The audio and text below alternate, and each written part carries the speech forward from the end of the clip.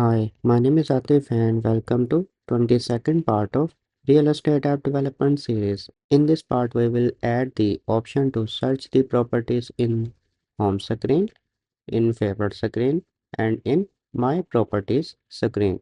So let's start by opening the project in Android Studio. First of all, we need to work on the UI. We will add an edit text that will be used to search the properties. Open the fragment.home.xml file and replace the frame layout with linear layout. Orientation will be vertical. Now we will create a custom toolbar. Relative layout. Width will be match parent and height will be 70 dp. ID for this toolbar will be toolbar relative layout. Now we need to set a background image for this toolbar that is available in drawable folder with name toolbar bg02. In this relative layout, we will create a card view, material card view, width will be match parent and height will be repentant. ID of this card view will be search card view. After setting the ID of this card view, we need to set the margin horizontal that will be 10 dp. This will set equal margin from start and end. Now we need to set the corner radius of this card view that will be 20 dp. After setting the corner radius, we need to set the content padding which is 5 dp. Since we don't need the stroke for this card view, so we will set the stroke width 0 dp. Now inside that card view, we will create a linear layout. Width will be match parent and height will be wrap content. After setting the width and height, we need to set the orientation that will be horizontal. Now in this linear layout, we need to create an edit text with width match parent and height wrap content. ID for this edit text will be search edit text. After setting the ID, we need to set the transparent background for this edit text using the property background, and the color will be add Android color transparent. After setting the background, we need to set the hint to this edit text that will be search. Padding will be 8 dp. We also need to define the size for the text in this edit text using the property text size that will be 12 sp. Now we need to show an icon in start of this edit text related to search. For that we need to add an icon first. Open the fonts.google.com, move to icon section, search for the icon with name search, click the search icon, download in the form of svg, save in the desktop or anywhere, name it as search gray. After that, open the Android Studio, right click on drawable folder, click new, click vector asset, click the local file svg, click folder, choose the icon that we have saved, click open, click next and finish. Now we can show that icon in start of the edit text using the property drawable start.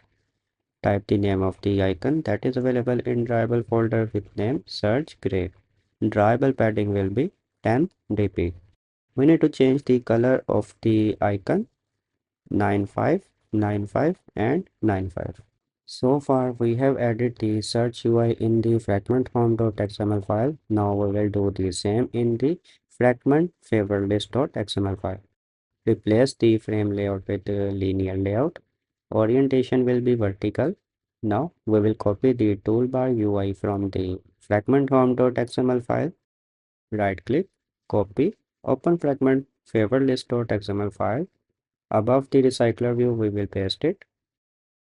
That's it for the fragment favorlist.xml file. Now we need to do the same in the my property list activity. For that, open the activity my property list.xml file. We don't need all toolbar UI here. We will just copy the card view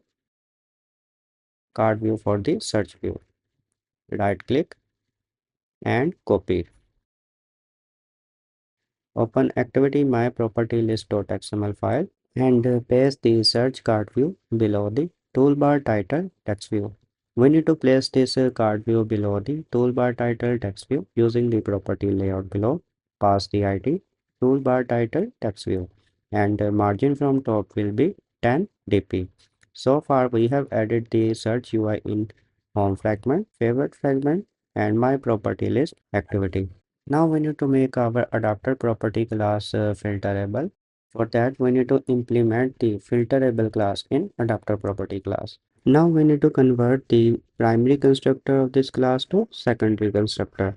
After that, we need to move the binding tag and Firebase auth in start of this class. After moving that code to start of this class, we also need to move the documentation comment above the constructor. After moving the command above the constructor, we will start implementing the actual logic to start filtering the data in the property list. Now we are going to create another array list, private value, name it as filter list, which will be of type array list of model property. Now the next step is to initialize the property array list and filter list in the constructor. This dot property array list equal to array list, type is model property, and we need to pass the property array list as parameter. Property array list, which is parameter of constructor. Similarly, we need to initialize the filter list. This dot filter list equal to array list, type will be model property, and pass the property array list as parameter, which is the parameter of the constructor. Now we need to implement the filterable class in our adapter property class. After that, we need to define the filter in class level, private variable, name it as filter, which will be of type filter. Since we are not going to initialize it here, so it will be nullable. Now the next step is to implement the required methods. Over to the adapter property class, it will show option to implement methods. This will implement a method with name getFilter, and we need to do all logic related to filter in this function. Since the filter in the start will be null, so we need to initialize it first. If filter double equal to null, this means we have not initialized the filter yet. So in that case, we need to initialize the filter equal to object filter. After that, over to the object, it will show options to implement members. Select all functions and click OK. This will implement two methods, perform filtering and publish results. Now come in the perform filtering function and create the instance of the filter results class. We will put the filtered properties in this results. Value, name it as results equal to filter results. After that, we need to create another array list that will hold the properties filtered according to the search query. Value, name it as filtered list equal to array list, type will be model property. We need to filter the properties based on title, description, category, and subcategory. First of all, we need to check if user has entered something in the search input field, and we can do that using if constraint dot is null or empty. This condition will be called if user has entered nothing in the search input field. In that case, we will add the filtered list in the filtered list using filtered list dot add all filter list, which means it will return all properties list. Now we have created an else statement, which means user has entered something in the search input field. We have created a variable to hold the search query. Value, name of the variable is search query equal to constraint dot to string dot trim.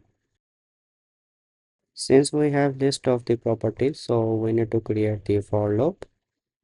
For loop, name of the model will be property in filter list. Now inside this loop, we will get the title, subtitle, category, and subcategory of the property. Value, name of the variable will be title equal to property dot title. Similarly, we will get the description of the property. Value of description equal to property dot description. Now we will get the category of the property. Category equal to property dot category. And in the last we need to get the subcategory of the property. On basis of title, description, category and subcategory, we will perform the filter based on the user query. So let's create the condition to check if title dot contains first parameter will be search query and second parameter will be true, which means we need to ignore the case. So user will enter upper letters or lower letters or mix of them. It will search properly.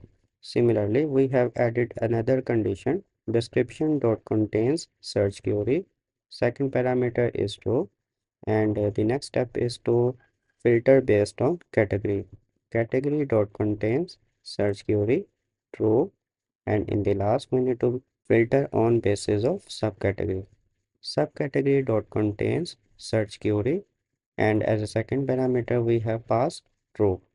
This condition will be called if search query matches with title or description or category or subcategory.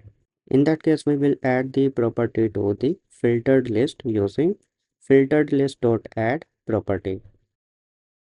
Now the next step is to add the filtered list to the result values. We need to do it at the end of this function. We had created the instance of the filtered result with results. Now we will add the filtered list to that results. Results.values equal to filtered list.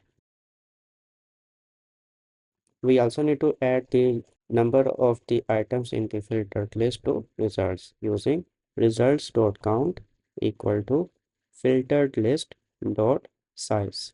After adding the filtered list and size of the filtered list to results, we need to return the results using return results.